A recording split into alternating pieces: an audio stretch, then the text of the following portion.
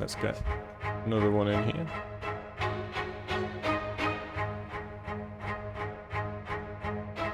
And another one.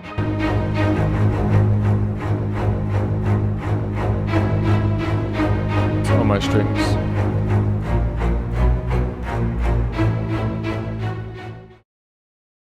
Hello there. So I have here a quick session on MIDI controls and automated MIDI, changing MIDI, MIDI, because I think that MIDI for me is the most important, if not the most fundamental thing that you need to know if you're going to create music digitally through any sort of software.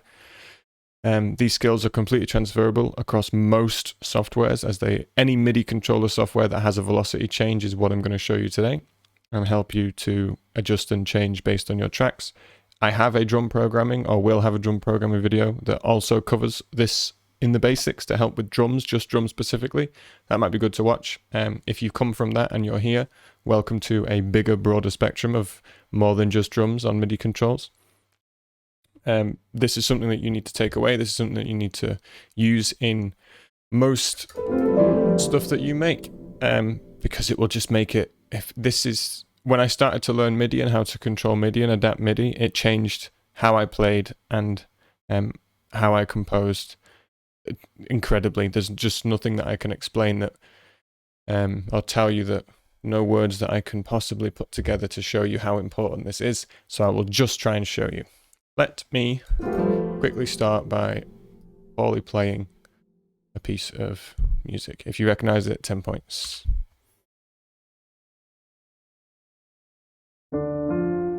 I nailed it already.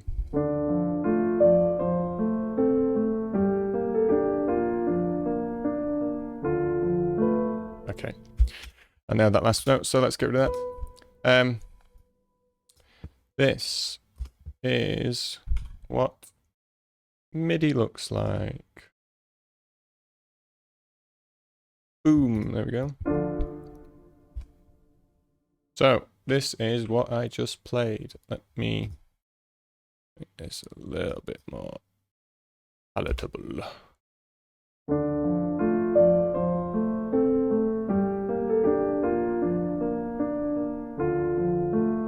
Do you see all the different colors? I'll just end that there.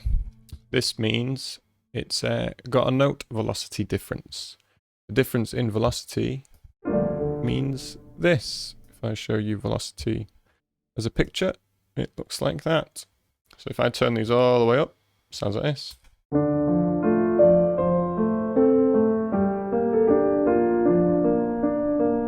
Turn them all the way down.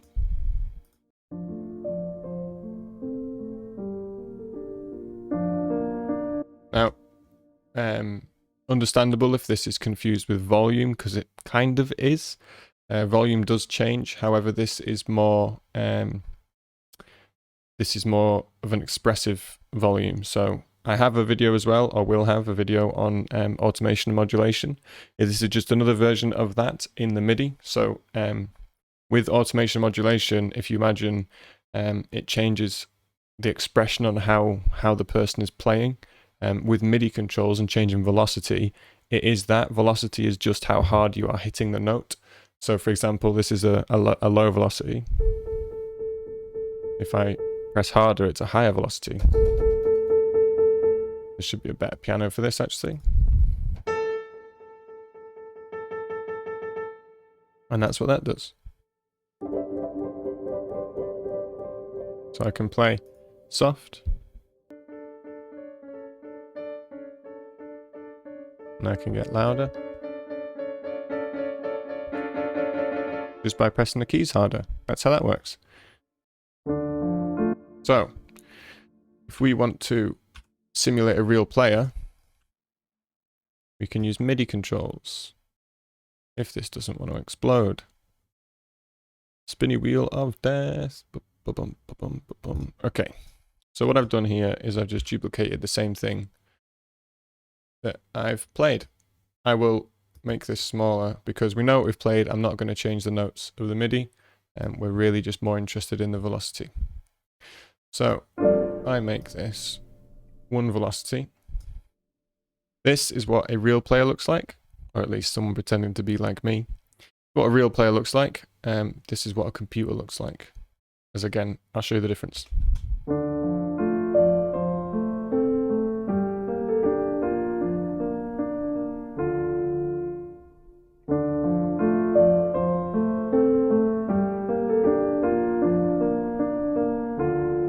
There is just small differences. I noticed that I wasn't going to edit it, but it really irks me that that's there. So, the small differences, that one shows a little bit of expression between the notes. I wasn't able to hit every note exactly the same because I am a real person with real problems. Computer does not have these issues. They can hit everything identically every time. That's not realistic. If you want a realistic feeling and a realistic expression sound, you need to be doing this. So if you can't play piano, much like me, I do a lot of humanizing in Logic, which is a beautiful tool. So I can make this look like this, or sound a little bit like this, or a little bit like the idea. If I just go to Functions, MIDI Transform, and Humanize. Now what Humanize does is it randomly moves notes a little bit forward, a little bit backwards to show time delay.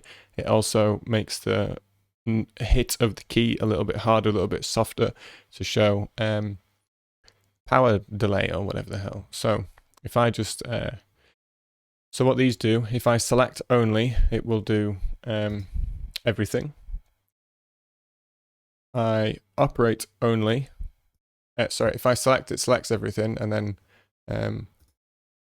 it selects everything that I've. So here is my track or my loop. So if I click this and then click select and operate, it will do everything within here.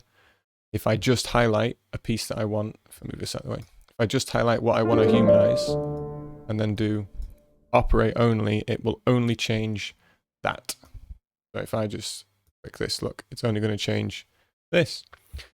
So, and within these parameters, so it's going to randomize by this degree and this degree and these degrees. Feel free to, rather than me explain it, it's much better for you to just come in here and change these to whatever the hell you want and see what happens, and see what happens on here. This is your randomness.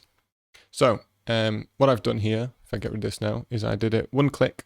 You can click multiple times to get multiple effects. Let's do that. So it's humanized once. Let's do it again and again. And all that does is randomize it 3 times. So as you can see, notes have moved backwards and forwards. So there's a delay. Where notes were maybe close together, they're now further away or closer together. It's also up and down. Everything's changed. So now it looks more like this. And if you remember, it didn't look like that. It looked like that. And all I've done is humanize it to look like that. Now, if I want the same overall expression, I'll just move these down to similar to where I was. And boom, we have a fake real player and a bad real player.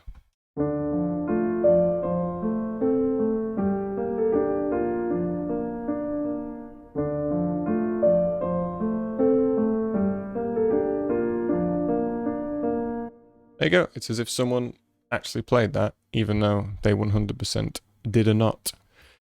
You can do that for everything. So when we go into string patches and things like that, this is something you can do for these.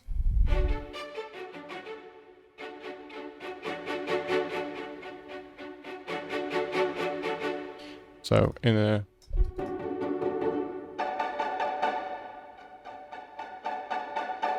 you can just build it up and take it away with velocities. Something else you can do is horror. So if I randomize that even more, I also want to go higher.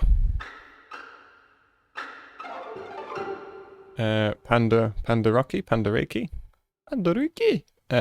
I can't remember what it's called. Panda.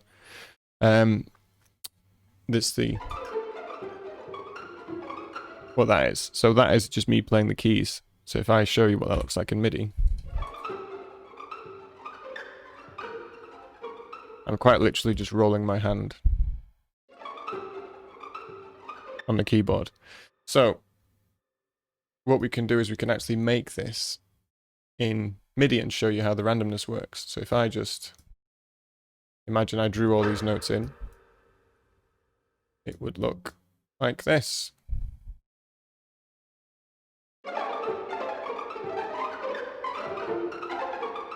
That sounds very digital. What you can do is have it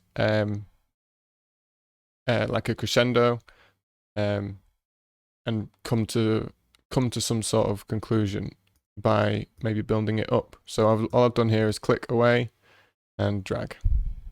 And now all my automation is going to go up. So let's check that.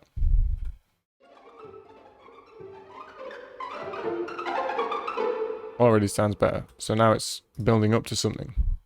What you can do now, because this is all just digitally building up, these are all, you know, perfectly in a straight line. Let's use our old friend. MIDI transform, humanize, and one click of operate, skadoosh.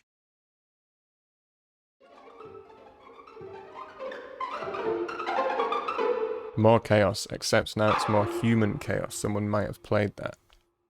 And if we want to really, really go out there, let's just see how many times we can click this. Mental.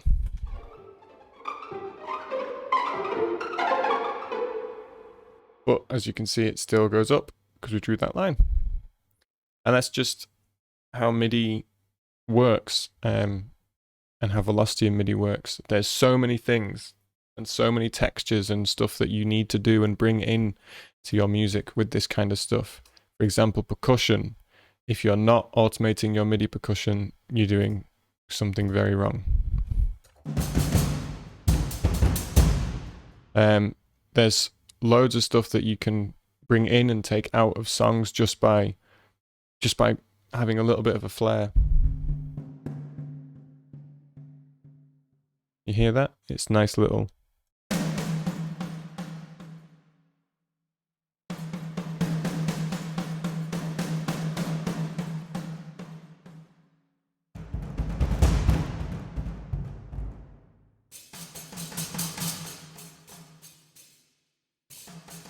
It's a texture, right? It's dynamic.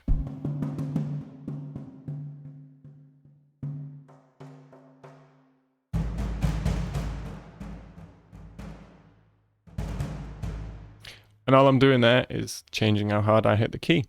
It's hard for you to see that, so I will play it.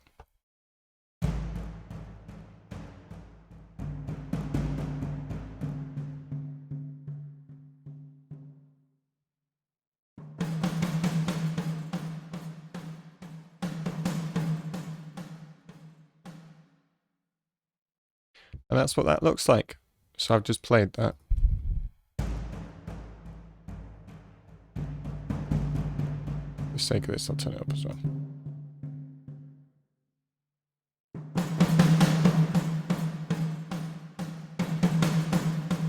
But we don't have a MIDI keyboard. We just have either our normal computer keyboard that we're using, or we are just quite simply drawing this stuff in.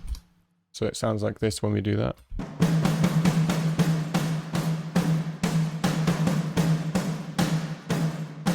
There's nothing there. Let's just focus on this for now.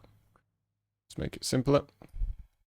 So what we can do here to make this sound much better is some MIDI automation and velocity changes. So I want this to come in like this.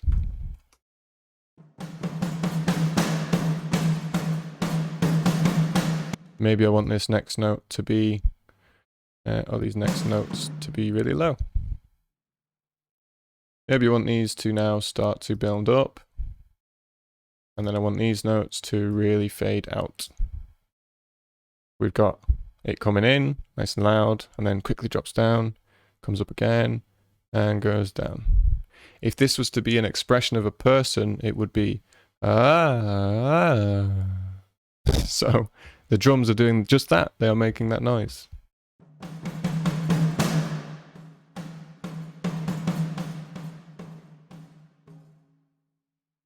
much more realistic, much more enjoyable.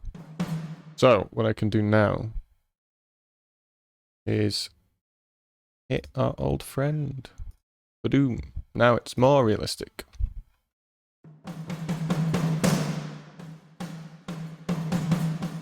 Because obviously I'm hitting 4 different drums here, so now all 4 of those drums are all hit different. Maybe I want to do a little change. Maybe I don't like this bit, but I don't want to go back. I like the rest of it. So I'm going to change this. Now I've got these coming down, but they're not realistic because I've just computer aided that. So I've now got this realistic bit, and then there's this drawn bit. So what I'm going to do is highlight the drawn bit, and you know it. Boom.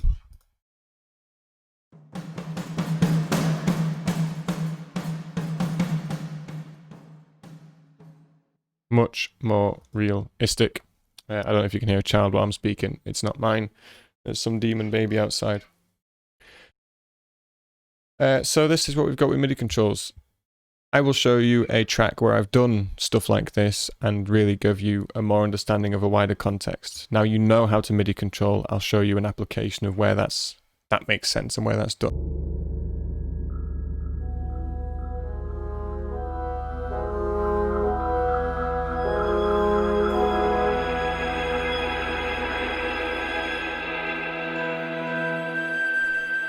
So just in that start bit, we have some MIDI automation.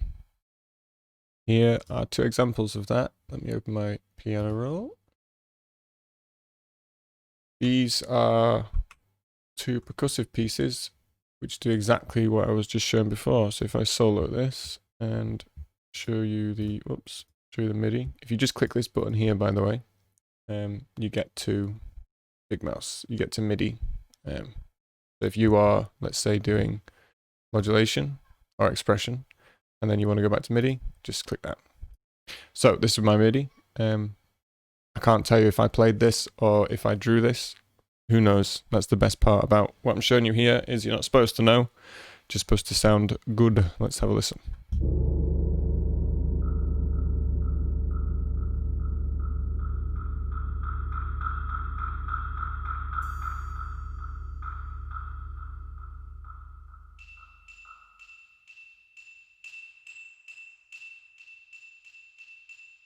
And there's something else being automated here as well. I listen to the bassoon. Even that has MIDI automation, look.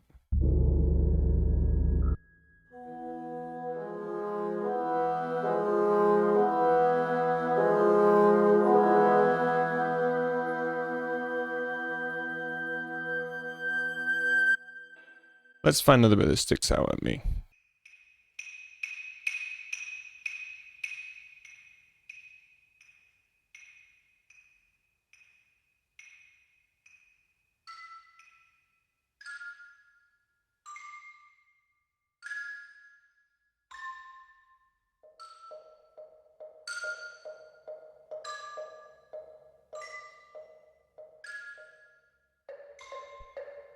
There's a lot going on there.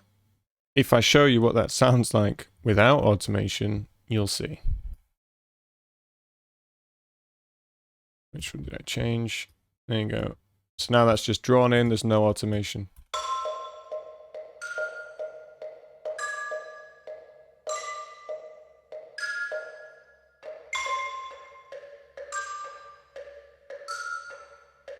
There's just nothing changes.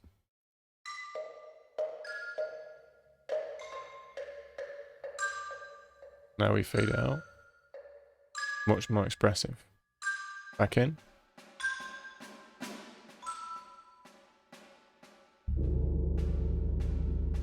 Loads of little textures happening there. And if we put that in context, hopefully there's something else happening.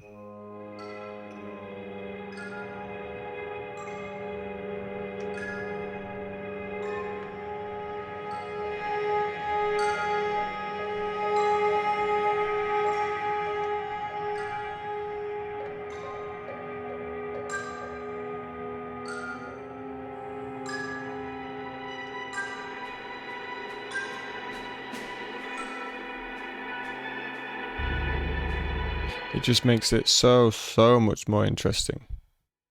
Okay, so here we are back in here.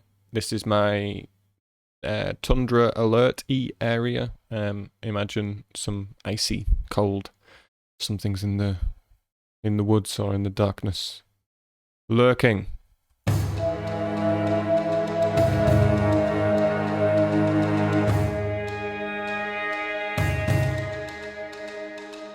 Okay, let's go through this and see what we've got here so we can go into some depth about MIDI. What have we got? So we've got, we have some percussion essentials. And this is just, so as you can see here in the MIDI, it goes nice and easy, up, up, up. What do we get at the end? Okay, that's some MIDI control. Let's see what we've got next. In the next percussion, we have vibraphones. Now, as you can blatantly see, this is what laziness looks like. I know some of this is drawn in. I also know some of the MIDI's drawn in just because of pure laziness. Sounds nice though, it works.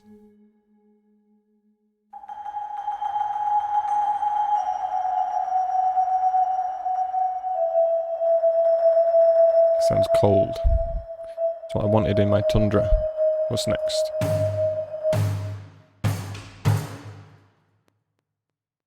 Frame drum doing similar to the other drum, and a dhal drum. Some sticks.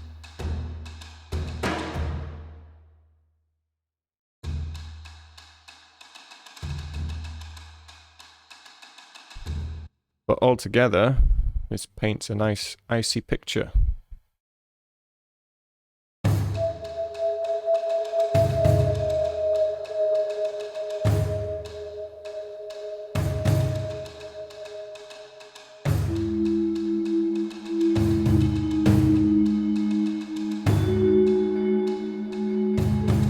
And that's just, I should have really showed you the highlight.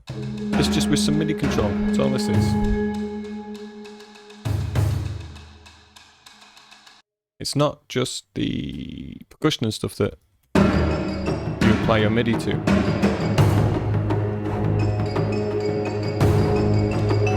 If you can hear, we have... Oh god. We have some low strings going off in the background. And some brass as well. So if I get to where Metal Gear Solid kicks in. So now you can see. So if you see here, we have some basic MIDI automation here, just to make it human. I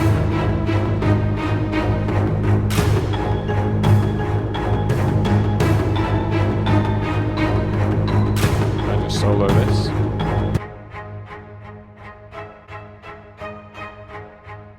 Let's get another one in here.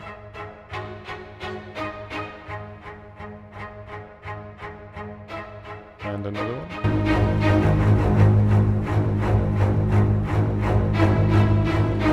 It's on my strings.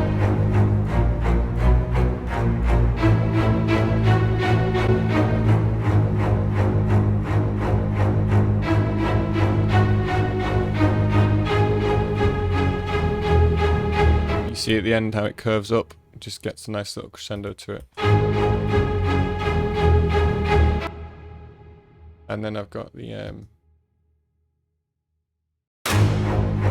hits. The back of the stick. What's it called? Oh, I can't remember. Oh, it's gonna kill me. I can't remember what this is, but I know what it is anyway. Back of the sticks. And that's just some basic MIDI automation. If you couple that in with my percussion that's playing underneath as well, nothing crazy. What we've got here, that's crazy. So in this layer, it's a whole load of percussion. taikos, marimbas, it sounds like, xylophones. And there you go. That is how to control and automate your MIDI, which you should absolutely, definitely do just all the time, because it will really, really bring out more expression and realistic feeling, and it'll stop anyone getting bored from listening, and it just adds so much more, so much more. I'll play out with this little Metal Gear Solid bit, and I will see you next time.